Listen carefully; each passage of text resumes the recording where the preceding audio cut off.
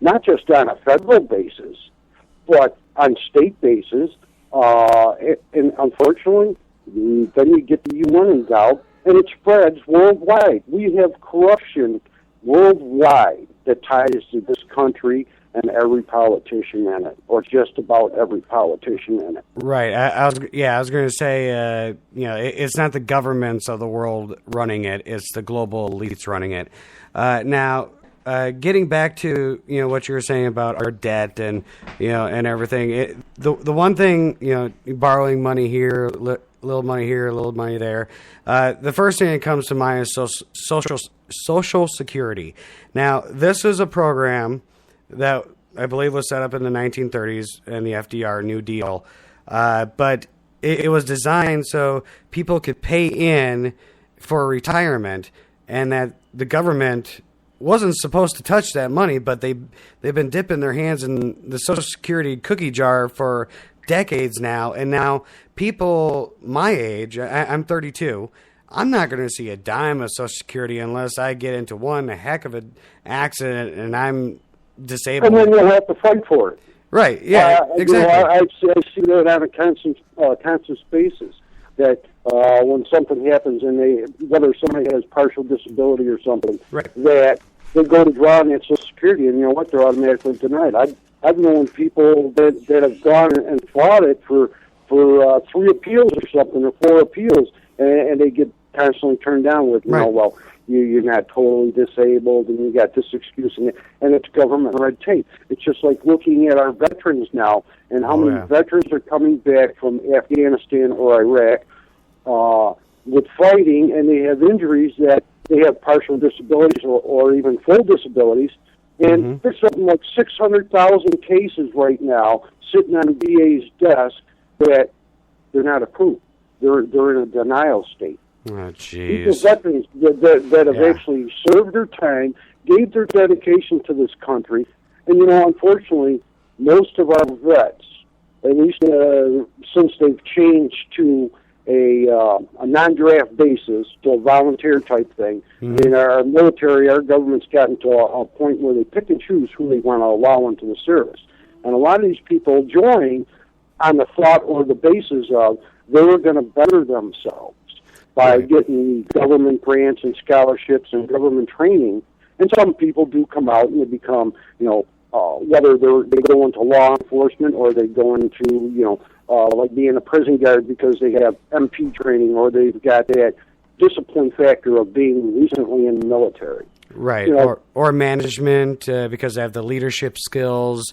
Exactly. Yeah, I mean, our veterans, former and current, veteran, people are serving. I mean, when they finish their tour of duty and they're out, I mean, it as an employer, I definitely would want to hire a vet over anyone else because, one, I know that no matter the situation, they can handle it because odds are whatever situation that would come up in my line of business, let's just say I'm in manufacturing, okay?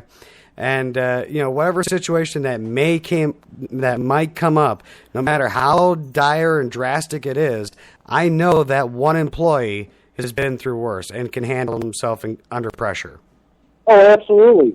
Absolutely. I totally agree. I mean, that is one of the benefits. The downside is the guys that come back with missing a leg or they come back in a flag-draped coffin.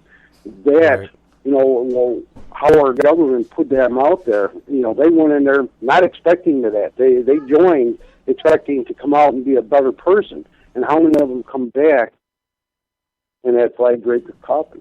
And that's, right. Or they're standing in line trying to fight VA for getting benefits. That's one of the big downsides to that. And I mean, my heart goes out to every one of them. It's a sad situation. I mean, our government, within the last couple of months, our government's been cutting more and more funding. I mean, just like I'm sure you've seen the articles about how they're cutting out hot meals or hot breakfast. And it's like, this is supposed to be a cost-saving factor, and it's part of the downsizing because supposedly the administration is going to wind down this war. That's just like when you're talking about Obama in 2008. And unfortunately, I'm sorry to hear that you voted for him back then. That that's one of those. When I seen that man, I immediately seen a snake in the grass. And I've seen a lot of politicians. I remember Watergate. I was young at the time, but yeah, I do remember Watergate, and I remember JFK getting shot. And you know what? To see Obama run and what he promised, and that whole hype about you need change, yes we can deal. You know how he got people geared up. You know what? He was built up on a house of cards. He's nothing more than a good speaker. He's a snake in the grass, but he could sell snake oil. Right. That's and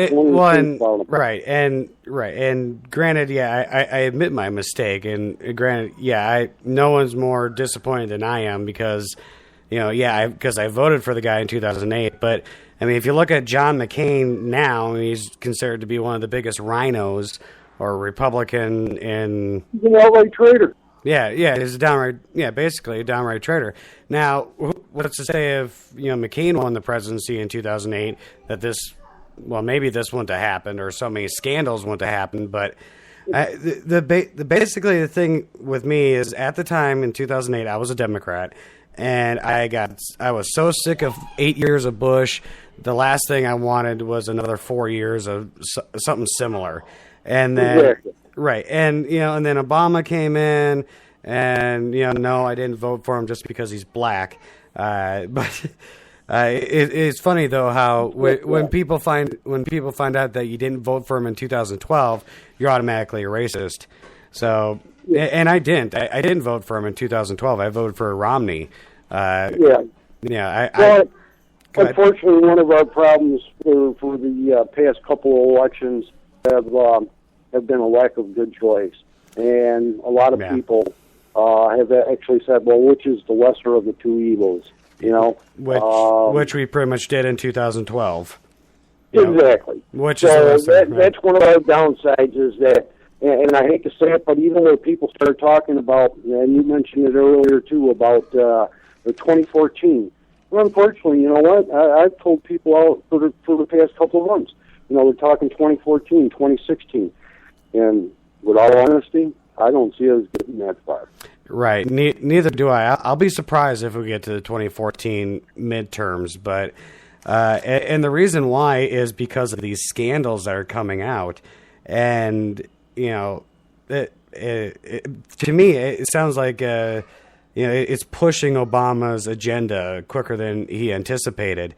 But now, Dab, let me get you let me ask you a question here. Recently, news has come out saying that President Obama will not sign the UN Small Arms Treaty. Now, I have my thoughts on it, but I want to get your thoughts first. What do you think about that? I think there's a hidden agenda behind it. I've actually followed that fairly close. I know that when they had the original one back in, March, that it came out that even though it did not pass at that time and it didn't have the full backing of our Senate, that it would go for that 2/3 majority vote with the UN. And it passed that, obviously, right off the bat.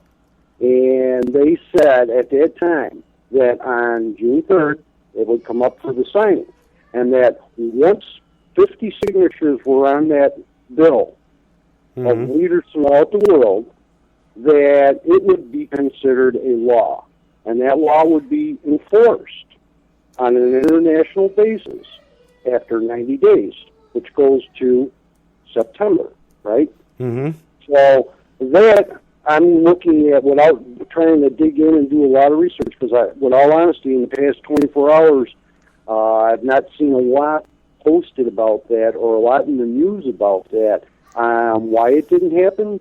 And I wouldn't be the least bit surprised if, one, it is actually signed already, and there has been more written into that bill, or two, that there's going to be a hold-off because it's kind of like playing good guy, bad guy. Well, the UN's pushing this as a all-out national, multi-nation bill and a multi-nation law, that the United States is just going to end up going along with it, even though we don't agree 100% or something. So that would kind of make Obama and Mr. Kerry over there look like, well, they're not as evil as everybody thought because they didn't actually sign it, but they would be playing along with it. I've seen the same thing happen in New York State when our Governor Cuomo signed this SAFE Act, that a lot of the senators and a lot of our representatives throughout the state basically didn't have much of a voice or much of an opinion on it, that it was like a hidden agenda of, well, I didn't totally agree with, so I didn't totally sign it. And I can also look at that and say, well, you know what? They can disagree, or they could say they didn't sign it because they already knew the majority were signing it. So that's like standing on the fence and saying, hey, don't look at me. I'm not the bad guy here. I'm in the middle. Right. Well, and yeah, from what I've seen, they're kind of doing it back and forth. One article says that Obama will not sign it, and the other article from Kerry says that he will sign it. Honestly, I think if the story is true that he's not going to sign it right now, I do believe he will sign it or backdoor it somehow. Absolutely. I think right now he's just trying to save face or save the political party. But I want to read you a quick quote, if you don't mind, if you have time. Now, from Fox News, they actually had a panel, and they talking about the UN Small Arms Treaty, and basically the four panel hosts there, asked the question, do Americans have anything to worry about with the UN, Small Arms Treaty in the Second Amendment? And they actually said Americans have nothing to worry about. And I shook my head. I was like, you got to be kidding me. Did you read the entire treaty? Right. I mean, let me point out, I believe it's sections 130 and 131. Or no, that's the NDAA. Okay. I got all these documents mixed up. But the UN Small Arms Treaty, there is a provision in the treaty that it states that countries that sign and that will follow it have to disarm the civilian populace. Right, absolutely. Which is a direct violation of our Second Amendment. Now, Fox News is saying, well, our Constitution trumps a treaty. Well, right. You'll get no argument from there on me on that one. But we've already seen, Obama with his executive order pen hard at work and, bypassing Congress. He did it in Libya, as long as they got international approval. And that's what I'm worried about is, if the Obama administration signs this and says, okay, well, we signed it. Here you go, guys. And I think that right there will be the turning point because, of course, the Americans will say, no, we're not going to do it. Then we already know UN troops and foreign troops are already on U.S. soil. Right. I believe Connecticut was one, Florida. Someone, I believe, on your page actually said they might have seen some in Omaha, Nebraska, California, Oregon. I mean, basically, the chess pieces are all there. It's just, absolutely. They're just waiting to strike. Yeah, they're just waiting to strike. They're waiting for the order, whether it's from Obama or whether it's from the UN, to come in and seize the weapons. Exactly. And then that's, unfortunately, that's one of those things that right now, and I've actually said it, amongst friends and different people in different groups that, part of the thing that I see here, ever since it started in January, is that, one, you look at like the buildup of Homeland Security with their 1.6 billion rounds of ammo purchase. There's another one a couple of days or last week that they just put out for another 21 million rounds of ammunition and stuff like that. The mine-resistant personal carriers and stuff DHS has recently acquired. That's all at taxpayer dollars. Right. And well, don't in forget. all honesty, you'd have to be deaf, dumb, blind not to be able to see that there's some kind of tie there that says, yes, they outright are building up a force to prepare for a war against the American citizen. It can't be denied any way, shape, or form. Right. Well, and the other thing, too, is you know, the